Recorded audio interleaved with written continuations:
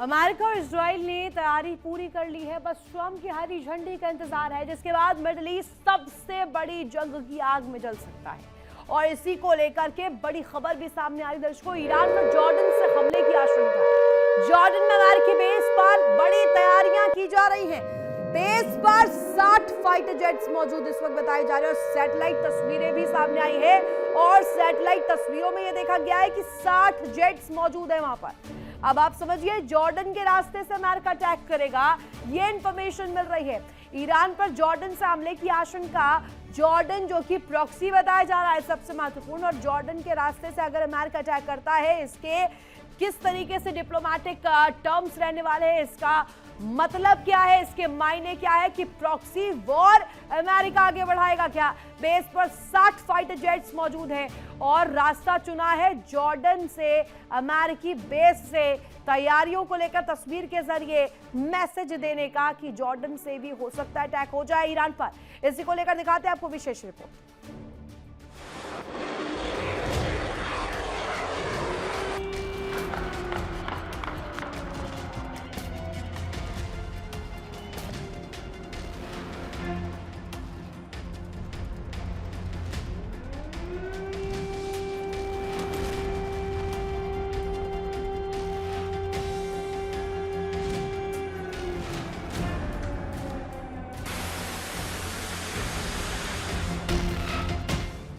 America और Israel Iran के परमाणु कार्यक्रम पर रोक लगाना चाहते हैं।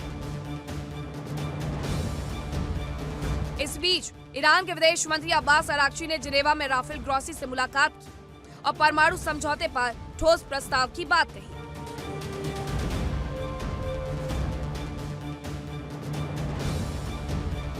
ईरान के विदेश मंत्री अब्बास अराक्ची ने IAEA के महानिदेशक राफेल ग्रॉसी से मुलाकात करके सोशल मीडिया पर लिखा कि वो न्यायपूर्ण और संतुलित समझौते के लिए ठोस प्रस्ताव लेकर आए हैं।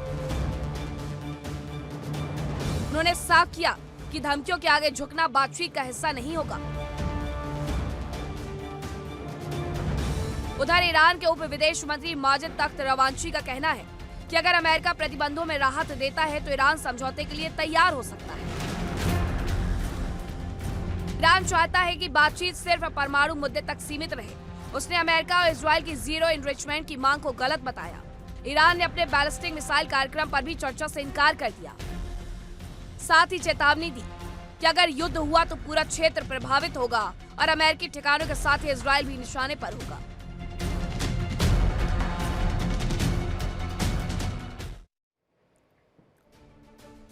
और बड़ी खबर आपको बता दें, इस बीच सामने आ रही है मिडिल ईस्ट में अमेरिका की बड़ी मिलिट्री मूवमेंट इस वक्त सामने आ रही है। और आपको बता दें, विस्फोट ब्रेकिंग के माध्यम से बड़ी खबर, मिडिल ईस्ट में अमेरिका की बड़ी मिलिट्री मूवमेंट इस वक्त देखने को मिल रही है। कतर बेस से वापस बुलाए गए हैं हजारों जवान और बहरीन से भी बुलाए गए हैं सैकड़ों सैनिक। स्ट्रेटेजिक लोकेशन पर हो सकती है तैनाती, यानी कि यहां से हटाकर कहीं और तैनात किए जा सकते हैं। अब समझिएगा, कतर से बुला लिए गए हैं, बहरीन से वापस बुला लिए गए हैं, यानी कि मिडिल ईस्ट में होने वाला क्या है आने वाले दिनों में, इस पर बड़ा प्रश्न चिन्ह इस वक्त लगता हुआ। मिडिल ईस्ट में अमेरिका की बड़ी मिलिट्री मूवमेंट ये है कि कतर बेस से वापस बुला लिया गया है हजारों जवानों को, बहरीन से सैकड़ों जवानों को हटा लिया गया है। अब इसका स्ट्रेटेजिक मूव का क्या मतलब है, लोकेशन बदलने को लेकर क्या मतलब है, क्या इनकी तैनाती कहीं और हो सकती है, और ईरान पर हमले को लेकर के क्या कतर और बहरीन नहीं बनेंगे वो पॉइंट जहां से अटैक हो। अब इन तमाम चीजों को लेकर के इन डॉट्स को कनेक्ट किए जा रहे हैं। अब साथ ही साथ बहरीन और कतर को लेकर जब इंफॉर्मेशन मिलती है कि हजारों जवान वहां से हटा दिए गए हैं, यानी कि इनका डिप्लॉयमेंट कहीं और होगा। इनका डिप्लॉयमेंट जहां होगा वहीं से कहीं ना कहीं माना जा रहा है कि हमला हो सकता है ईरान पर।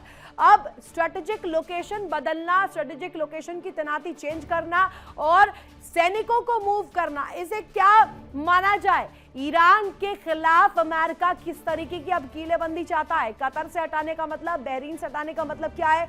अब चलिए तस्वीरें आपको दिखाते हैं और मैप के माध्यम से कुछ डिटेल्स आपके सामने रखते हैं। ईरान की ताकत क्या है, ईरान किस तरीके से आगे बढ़ रहा है, क्या ईरान का अप्रोच है, 2000 किलोमीटर का जो रेंज है उसमें क्या क्या आता है, किस तरीके से डिस्ट्रॉय के वो हो सकते हैं। टर्की आप देखिए, इराक आप देखिए, कुवैत आप देखिए, ईरान के पूरे डायमेंशंस अगर आप देखेंगे तो ये तमाम तमाम वो कंट्रीज है जो कि प्रॉक्सीज बताई जाती है अमेरिका की। Turkey, Iraq, Kuwait, Bahrain, UAE और सऊदी अरब, इन तमाम इलाकों के ऊपर नजर इस वक्त ईरान की। और ये जो तिकड़ी है, इधर आपको नजर आ रहा होगा, खुर्रमशहर और सेजल, ये दोनों ही जो मिसाइलें हैं, बैलिस्टिक जो मिसाइलें बताई जाती हैं, ये भी टारगेट इन पर ही करते हुए मनाया गया है। और जब परीक्षण भी हुआ था खुर्रमशहर का, तो वो भी इजराइल की तरफ ही किया गया था। Turkey, Iraq, Kuwait, Bahrain, UAE और सऊदी अरब, ये तमाम वो इलाके हैं, वो लोकेशंस है जिस पर ईरान की नजर है, क्योंकि प्रॉक्सी से लड़ना सबसे महत्वपूर्ण बताया जा रहा है। प्रॉक्सी से अगर नहीं लड़ाई होगी, प्रॉक्सी से नहीं निपटेंगे, तो अमेरिका से निपटना मुश्किल हो जाएगा। और यही वजह है कि ईरान अपने दमखम के साथ, ईरान अपनी ताकत के साथ आगे बढ़ रहा है। ईरान कोशिश कर रहा है कि पहले प्रॉक्सी को निपटाया जाए, पहले प्रॉक्सी से दो हाथ हो जाए, उसके बाद ईरान अमेरिका की तरफ आगे बढ़ेगा। और ये जो तस्वीर है खुर्रमशहर से अटैक को लेकर प्लान की, ये घातक तस्वीर पेश करती है दर्शकों। ये सबसे इंपॉर्टेंट हो जाता है कि खुर्रमशहर हो, चाहे अन्य मिसाइलें हो, फतह हो या सिजल हो, इन तमाम मिसाइलों का जो इस्तेमाल है वो ईरान किस परिप्रेक्ष्य में करेगा और किस पर करेगा। सबसे बड़ा प्रॉक्सी, जैसे कि कहा जाता है, Turkey, Iraq, Kuwait, Bahrain, UAE और सऊदी, इन तमाम कंट्रीज के ऊपर नजर बनाने का मतलब समझ रहे हैं आप। अमेरिका को काउंटर करने के लिए ये प्रॉक्सीज क्योंकि सामने आएंगे, एक ऐसा बैरिकेड बनाने के लिए, एक ऐसी कहा जाए बॉर्डर लाइन बनाने के लिए जिसके जरिए अमेरिका को प्रोटेक्ट किया जा सके। डोनाल्ड ट्रंप की जो अप्रोच है, जो मिलिट्री मूवमेंट है, उसे बाइफोकेट किया जा सके। अब इन तमाम चीजों को लेकर के ईरान का रुख स्पष्ट है। ईरान पहले प्रॉक्सी युद्ध जो है उसे खत्म करेगा, फिर अमेरिका के साथ जो जंग है वो आगे बढ़ाएगा। दिखाते हैं आपको विशेष रिपोर्ट के साथ।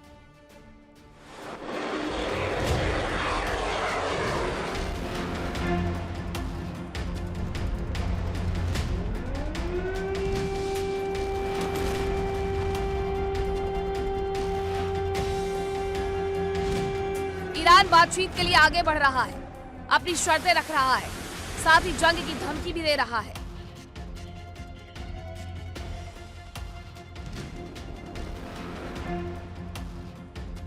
ईरान के chief of staff Abdul Rahim Mousavi ने धमकी दी कि इस बार युद्ध हुआ तो यह ट्रंप के लिए एक सबक होगा।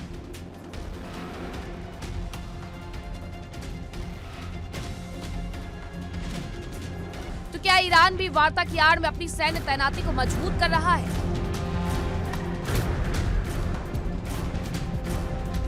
क्या वो यूरेनियम संवर्धन के लिए समय ले रहा है ताकि ये कार्यक्रम पूरा हो सके?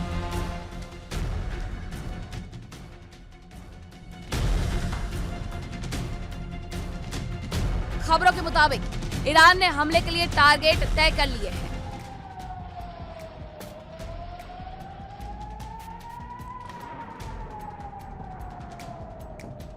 ईरान के उप विदेश मंत्री माजिद तख्त रवांची ने धमकी दी कि अगर अमेरिका ने हमला किया तो उसे बहुत बुरा अंजाम भुगतना पड़ेगा।